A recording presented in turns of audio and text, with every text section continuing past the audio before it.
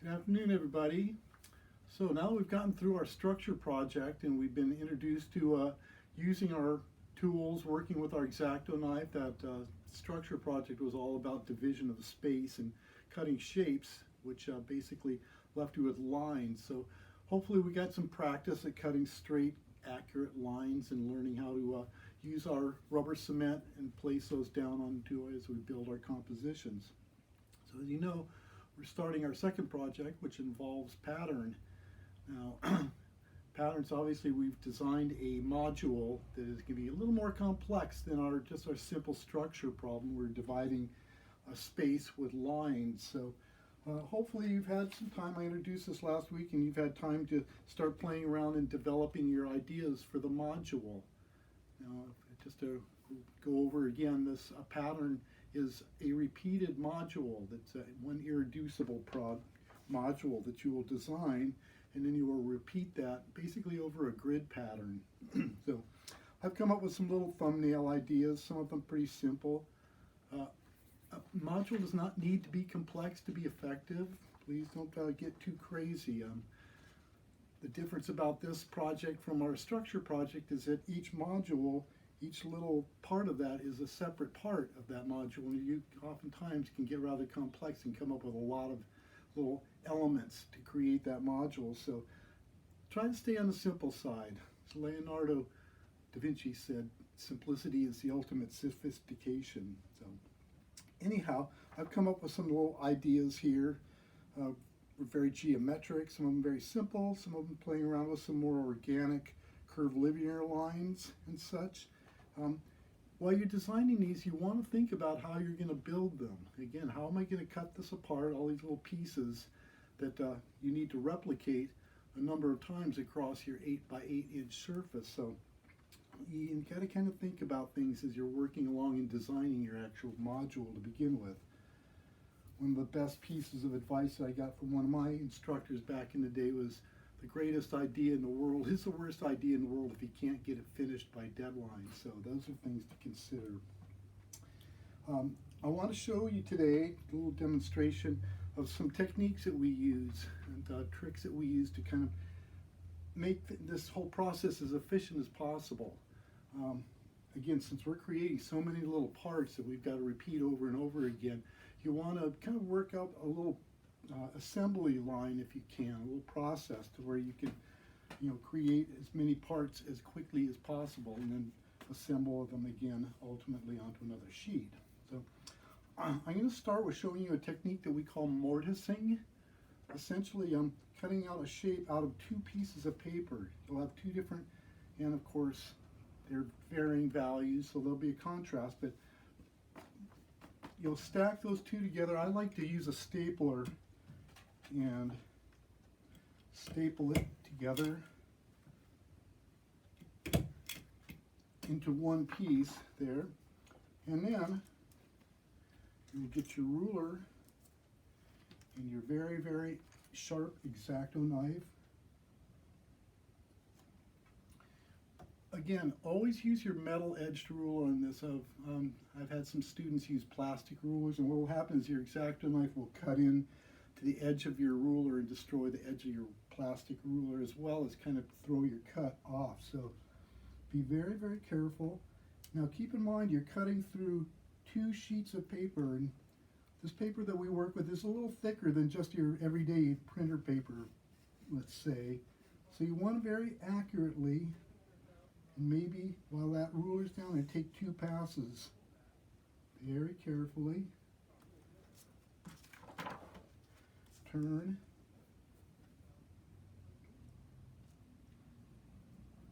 Hold that. Be careful to hold your ruler very, very steady. And don't let it move. Make one more pass there. It's always best to pull the blade towards you instead of going across or something. Just hold that thing and pull the blade towards you. A wise friend once said to me, it's easier to pull a chain than to push one. I thought that was pretty profound, but so true. So again, get that tip of that X-Acto blade right where you want it. Oh, there's something underneath here on the surface of my cutting board. Second pass. And one last pass, which will release it from the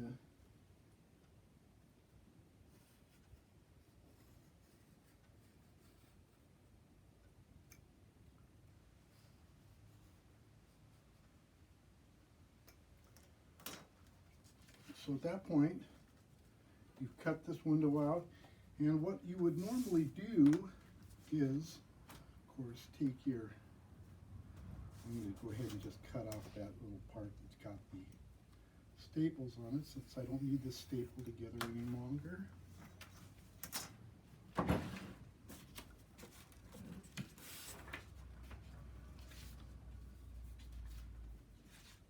And I will take the one, whichever I decide I want to be the darker field. And of course, I introduced to you last week how to use your rubber cement. We know that we go ahead and, excuse me, this week I can get this off very quickly. Go ahead and cover our surface that we are applying to, cover the entire surface. Very thin coat again.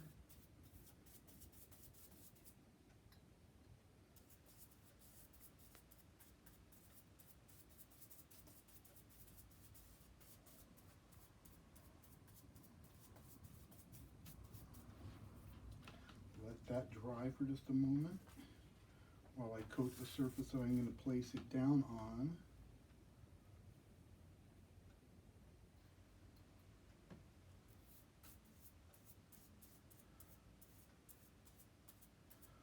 When you're working with these gray papers, be careful not to get the rubber cement onto the surface that's going to be showing. It has a tendency, the rubber cement can have the tendency to stain the gray papers. I just want to give you a little bit of warning about that, to kind of be aware of that and watch out. It's nothing worse than you do this perfect job, get everything just right, but there's an ugly little stain on the gray paper.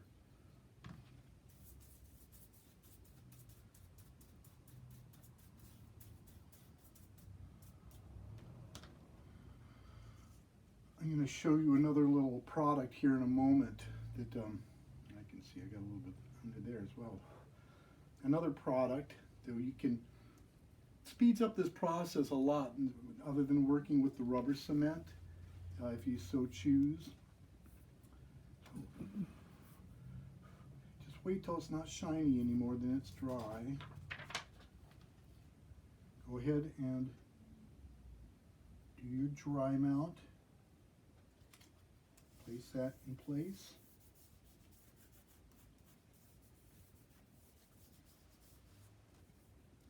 And then grab your contrasting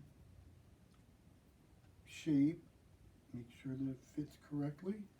Go ahead and double check, maybe make sure that it's, sometimes there's a certain way that it goes in depending on how your cut is. I can see there's just enough of a little wave I can tell where that goes.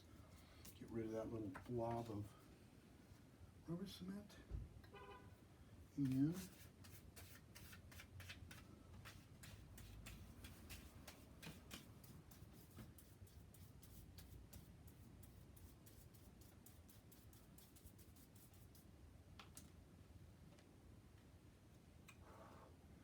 now I carefully inlay that right into that opening. It doesn't get it exactly right. You can pull that up. Make sure you get that just right.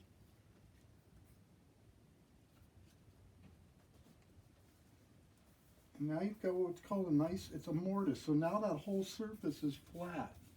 Now when you're building your pattern project, we don't necessarily have to, you can stack other elements on top of other elements, but it's always a lot cleaner, a lot more professional looking when we inlay it, and to where there's no, it's all on the same surface at that point, so we don't start getting a lot of buildup of layers of paper one on top of the other. So again, that is called mortising, and good little trick to know, especially if you can have, it's kind of difficult to do very, very complex designs. You will ultimately do a little bit of stacking, but the less you can do, the better.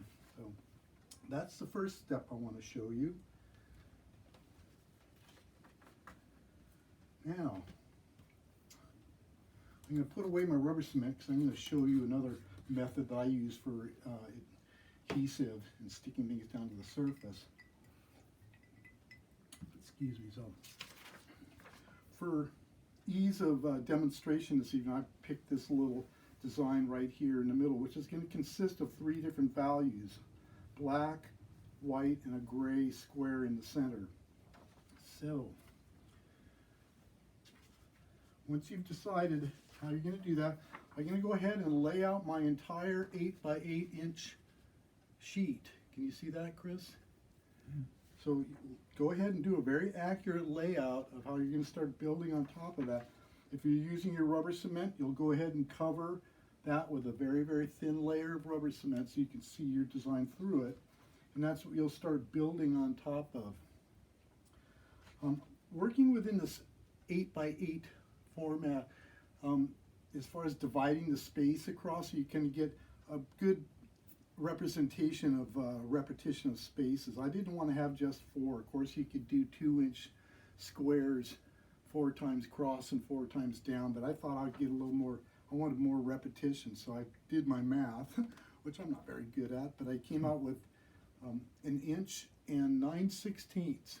1 inch and 9/16 gives you just about 5 equal spaces across and 5 equal spaces down, and that gives you a good representation of a repeated pattern.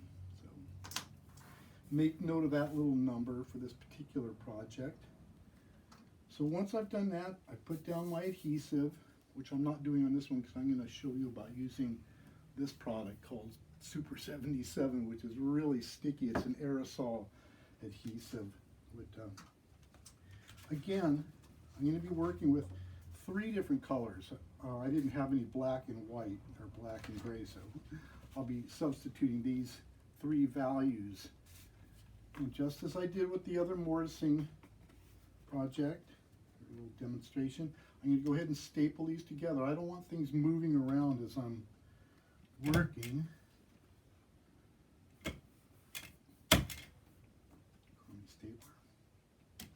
So now, again, I've got 3 sheets that I'm going to be cutting through at the same time. I've gone ahead and laid out my pattern. Now, of course, I've got much more to do for a full 8 by 8 sheet, but just for demonstration purposes, I laid out 2 rows of what I'll be applying to this sheet here that I'll be building upon. So let's go ahead and put that aside. When you're doing this, you want it to stay together. You don't want it to start falling apart. So what I'm going to do first is go ahead and I'm going to cut out just the little individual interior squares first. So they will release, and I'll just push them over as a little pile of squares in gray, darker gray, and white. I'll have 3 values of each one of those squares. So go ahead, and I'm just going to carefully work those first. Cut.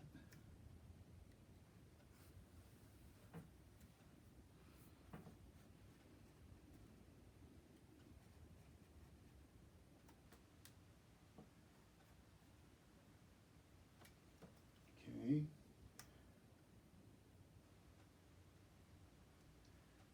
Are you cropping in on me there, Kai?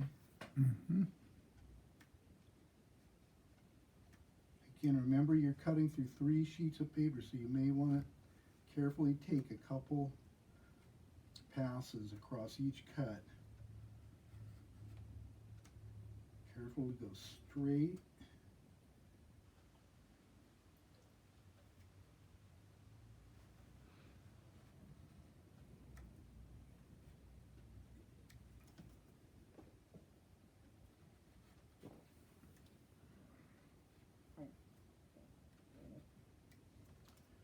Okay, so I'm not going to go ahead and cut all these shapes out. You'll get the the notion of what I'm doing here. I'm just going to go ahead and do this first row here. So I've cut down that side of each one of those squares individually, and then come down here and cut the bottom edge of those squares. Now I'm going to go ahead and start working back the other direction.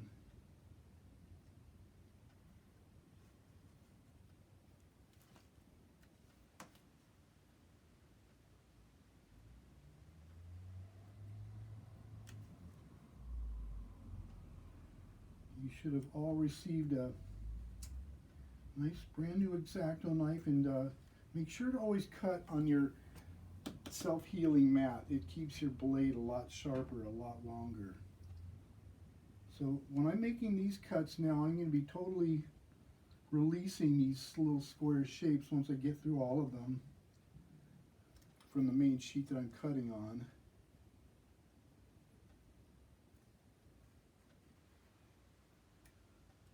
Will they be absolutely perfect? No, we're human. This is a human handcrafted project we're working on, and all of your cuts may not be exactly as straight as you'd like them, but just try your best. Run your blade right along that metal edge ruler and just go right on top of your line. Be careful not to overshoot your cuts.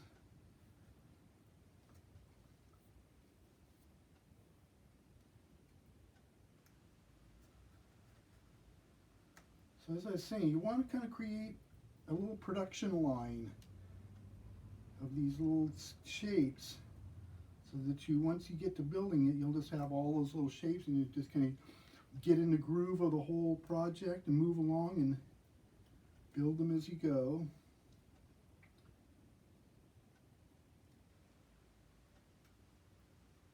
Pay attention to where you're at on your, so you don't make any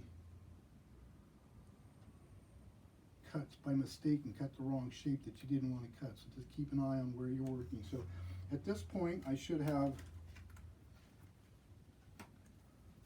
a little pile of 3 value squares.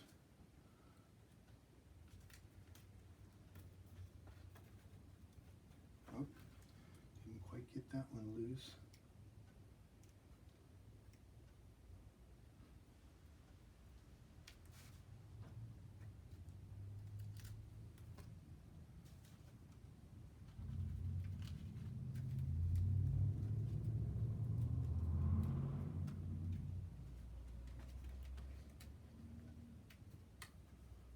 There, now I've got a nice little pile of 3 different values of squares, which I won't be using necessarily all 3 of those, but now I got to go ahead and start cutting these shapes out. Now again, we don't want them to fall out until the last minute. We don't want this all fall apart. So of course, if I were doing this, I would have continued and done all the squares first, all the way through the whole entire sheet. I'm not holding that too high. So I'd cut all of those out first, make sure I got that big pile. Now I've got these little V angles on each one. I got this plan, and again, when you're designing your thumbnail, you want to think about what's going to contrast against the one next to it. So I'm doing black here and white here, so when I move this over, you'll have this black edge contrasting against this white edge, and that will repeat across create your repetitious pattern. So let's see, what can I do next to, I'm going to go ahead and just cut these little corner diagonals, leave them in place. So start there, cut that corner, cut down to that corner.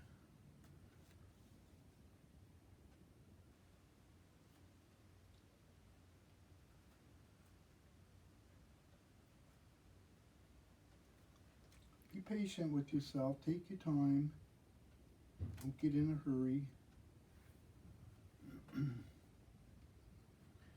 Craftsmanship.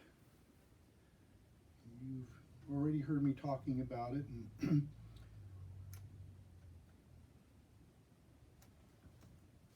it takes a little while to get your confidence up on using these X-Acto knives and learning to cut straight lines. Some of us it comes easier than others.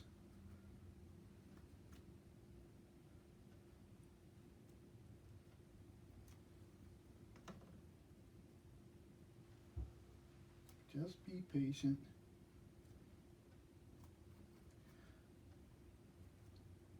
This will ultimately save you a lot of time. So, okay, so I've gone ahead and cut the little diagonal corners of each one. What next? Had I been doing this whole sheet, would have been working up from the bottom. So imagine this is down at the bottom row, and I've got a whole stack of these units, these modules above. So I'm going to pretend I start to disassemble and cut the whole thing apart. So I'm going to go ahead and cut this bottom row off as if I've already disassembled it.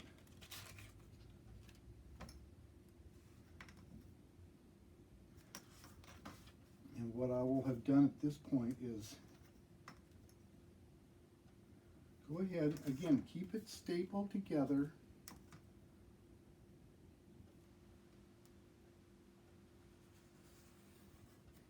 I can cut that one apart. I can cut this line apart.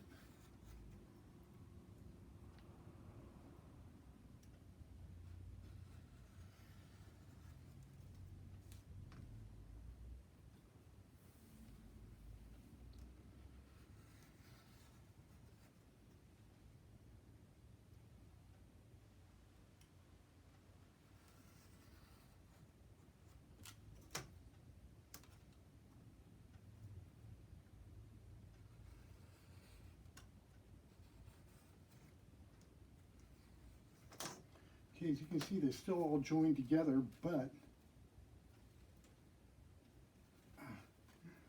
I've already cut these little corner angles, so they're going to be starting to come apart. Actually, I want to keep those together. I probably shouldn't have taken that step of cutting those first, those angles. I probably should have done these verticals first. I wasn't thinking correctly.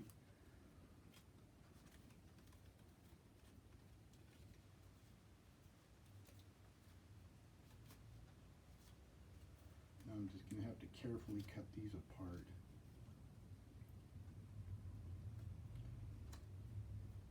Okay, so I'm going to leave that right there. I'll come back to it because I still need those other upper corners. So make sure all the grouping stays together.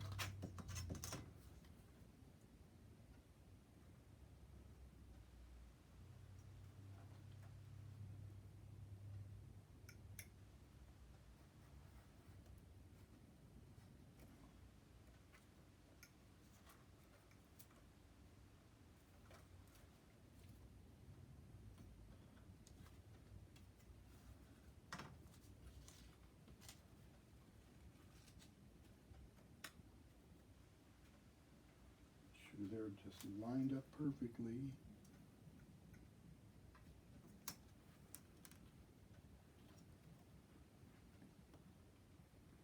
Right on your line. Hold that in place and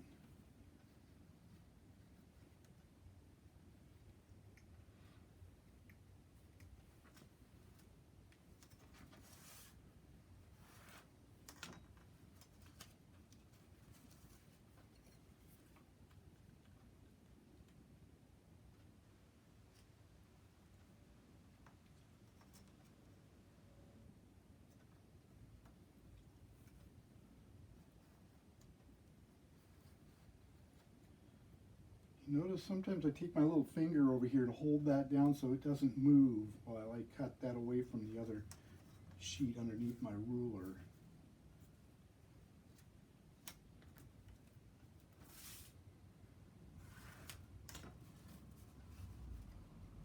Get them grouped back together again. Perfect.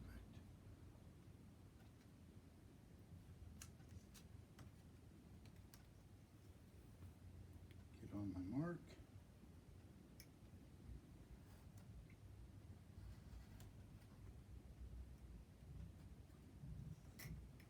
Clean cut. Good. One more.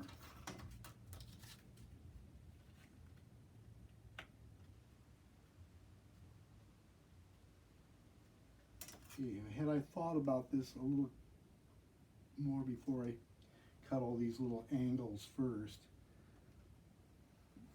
I should have waited on that. that's okay. So assuming now that you have started from the bottom and you've cut all your first squares out first, maybe at that point you're going to cut all the way down those vertical lines, but it's still staying together, those 3 sheets. Then at that point, start down here at the bottom, cut that, and these little 2 angles will fall away as you go and just work your way up to the top. Okay, let's see what's next. I need some other ones out of here, and this will be, excuse me, easy. I just got to go ahead and make one straight cut across here. Again, it's always wise to, the paper that you're cutting away from, to let the cut, the one that you want to keep, the part that you're using, have it on the side so it breaks away from your blade.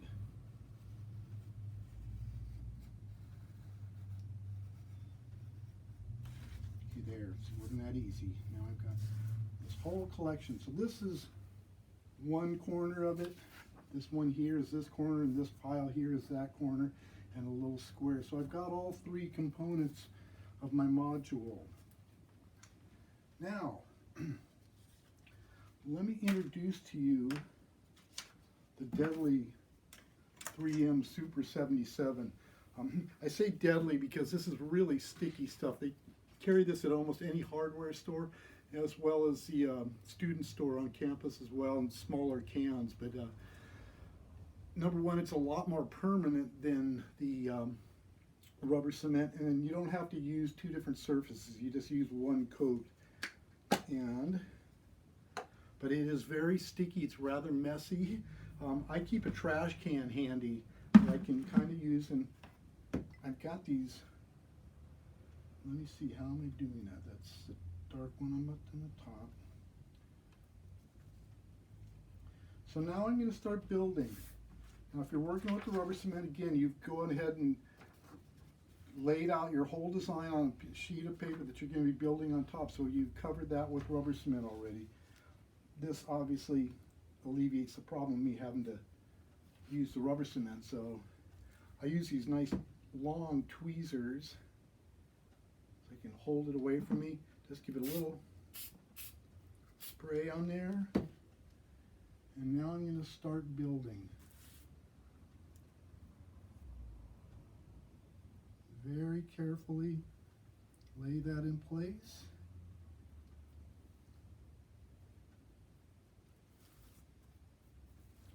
Now I'm going to grab, let's see, that's going to be a dark value. I prefer it was black, but I don't have any black, so now I'm going to grab my lighter gray square. You see how that fits? Perfect.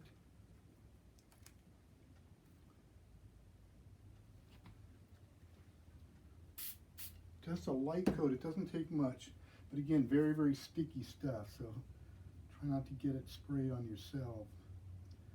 Lay that in place however it fits best.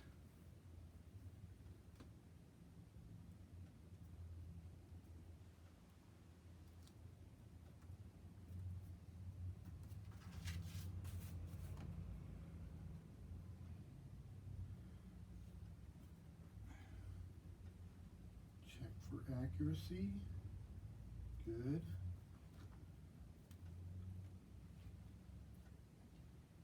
Remember, you're spraying a certain side. Keep track of what's going down on what surface is going down. Go ahead and get that little corner lined up.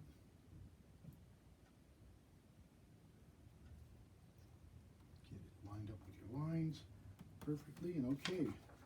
Our first module is done. So our next module is going back to a dark one. Check it for fit. Looks good. And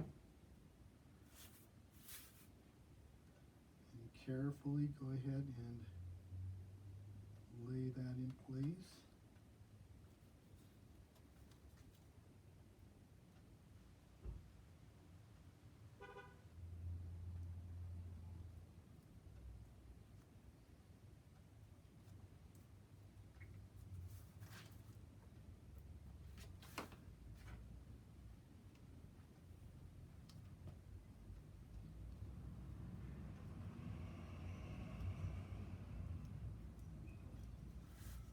sometimes you'll find you need to make a little adjustment, maybe just a little fuzzy edge, or a little, very carefully remove a little edge with your X-Acto knife. And do that very carefully again.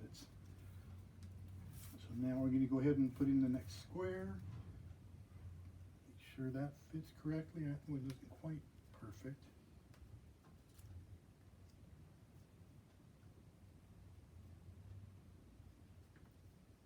That one's much better.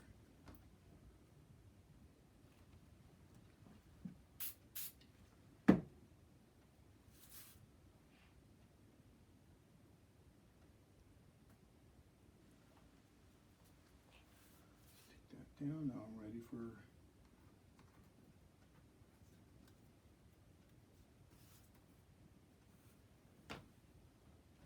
make sure I got the perfect sharp edge there. Check for fit. Looks good.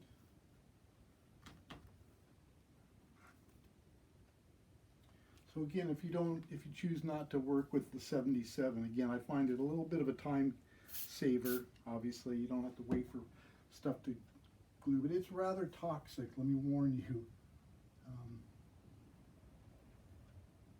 Very sticky stuff, so it takes some getting used to how to work with it. But I'm not going to go ahead and do this whole thing, obviously. That would take another couple hours, and I don't want to put you to sleep or lose your attention span. So as you can see, I'm just going to hit, I've got my whole pile of necessary pieces. They're all pre-cut. Now it's just a matter of carefully going ahead and assembling it, and it's all on the same level. Now what if I decided I want to put some other element on top of that to make it a little more complex? That's fine as well. But basically that will just kind of work your way across the whole thing. You've already got all your pieces prepared, and just follow that step, that little rhythm of dark, lighter, lighter. You know, keep working with your little units. You should all be cut the same size automatically, so you'll just work along. Glue and place, glue and place, glue and place. I'm just going to go ahead and set these together so you can kind of see what we're working for. Again, don't get in a hurry. Craftsmanship, I'm going to be looking for nice clean cuts, clean straight cuts, good joints, which I'm sure all of you can do. This is not rocket science. It's just a matter of developing your hand skills, developing your eye, your sensitivity to what's a good, clean, straight cut. So, again, eventually you'll, before you know it, you should have where's my other light square? There's another one. You might want to separate them and get them into little organized piles so you don't have to look for them so much. And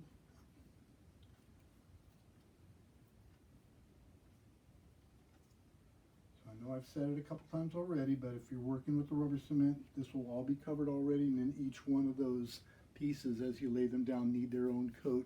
Wait for that to dry, then place it in place. So you should end up with a beautiful laid out repetition of pattern all the way across.